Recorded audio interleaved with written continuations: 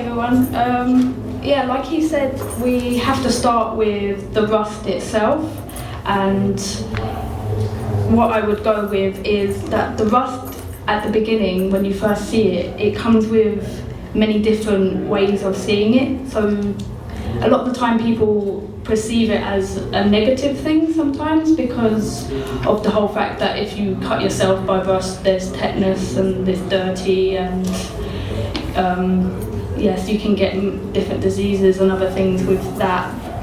And then also the colour of it can be associated with blood itself, because blood has a very iron sort of colour. But with that, I take away the negative and look at it as more of a positive through the multi-layers of colour and tone and textures that you can see from it. With that, we then go through to the stages of objects.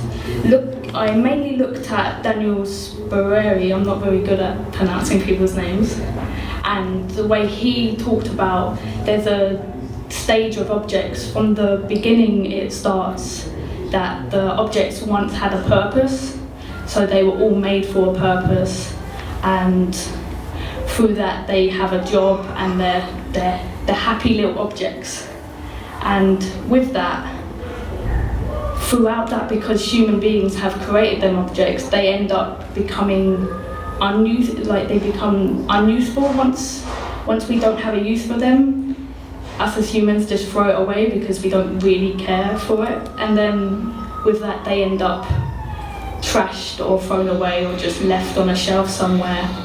So then over time, especially with rusted objects, they're out in the world and they end up rusting and picking up the actual urban environment that they come from, which is the great part of it, because then like he said, an artist comes along and takes them objects and then brings them into a practice. And with that, we then have this whole conversation of me and the rust have this partnership where they can tell their stories and I, in a sense, use them to create my artwork. I just have a few examples here. With the one here, I first found it looking like that, but then through rusting, it's ended up becoming something completely different. So the stages itself is completely changed. And here's a whole collection. You can also see it just outside as well in the gallery. Talking through the collection and the way the stages work, you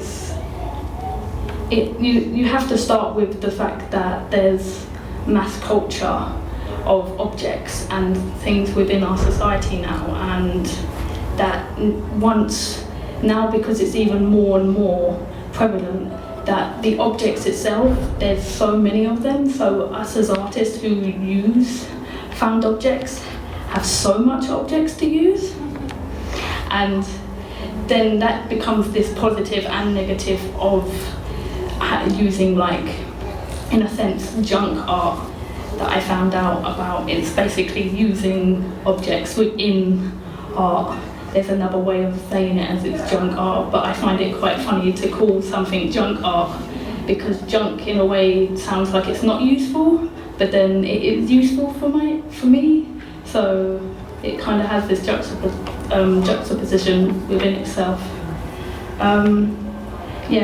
With that, I was then looking at objectiva, which is another way of saying junk art in a way, is using objects, but not manipulating them, kind of just using them as they are, as they are a piece of object as itself, which I do within my rust printing. They kind of just become a print of the object, so they ain't really changing in a sense.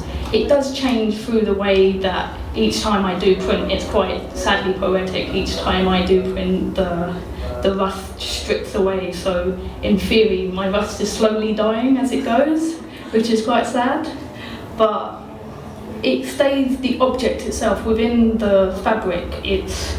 one object, so it doesn't really change.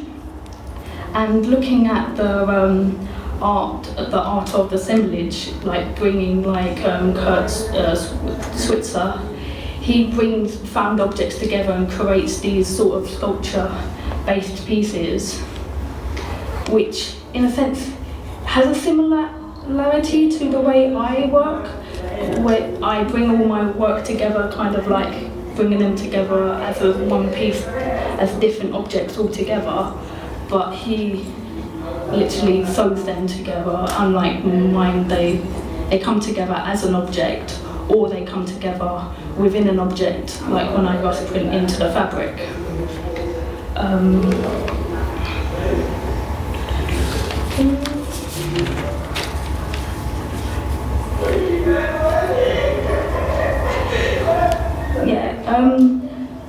In a sense, which I found quite funny, is when finding out about Objectiva, the surrealists and other, like, around that time found it as a very high class of art, even though when I read up about junk art and Objectiva, it kind of had a very similarity to it. It was pretty much just using objects within art that you found, which I found quite ironic, that these people were like, oh, look how special we are doing this, even though everyone's pretty much the same, from calling it junk art or Objectiva, which was quite funny how you could word it in a much nicer way than just calling it junk art. Yes. Also within my practice, walking is very important within it. Through the fact that through walking, I find the objects, and I find that walking and collecting come as one in itself. But when I was reading Ways of Walking, it came to me that walking itself was a practice in its own. It wasn't just walking was used to get something, it was more walking is the art form. But looking through it, I would say that my work would be more in like a narrative walk, because through collecting I'm finding a story and I'm creating a story while I walk as well with the objects. And with that I end up having the partnership with the object, because I found where they've come from and I know whereabouts they've come from, and then when I rough print them, I know the stories that they are telling. And also looking at Simon Sterling's work and the way he was talking in an interview, is that when he walks around, it's the same with me. I'm just casually walking. You're not really looking for something, and then bam, pop, hello, I'm here type of thing. Like the object's just like, oh yeah, pick me up. I look very interesting, which is quite the way I work. Like I walk around and like friends of mine and other people always end up, especially at uni, just popping and giving me rusted objects as I go, and I'm just like, oh, thank you. And then there's just, the collection has just piled up for about like 4 to 5 years now. It's just been slowly collecting and getting bigger and bigger. And the difference between my work and his work would be, he shows it as the object. Once it's the object, but I more show it as a piece in itself. It's a part of the fabric. The objects have come together within the fabric, and now they have told the stories. Also with walking, and also in my dissertation, I showed parts of my poetry, where I basically just wrote stuff down after walking, the different parts, sort of like just a list way, not very poetic, but it's very much kind of like Richard Long, the way he writes his little writings, and that's how I wrote mine through walking.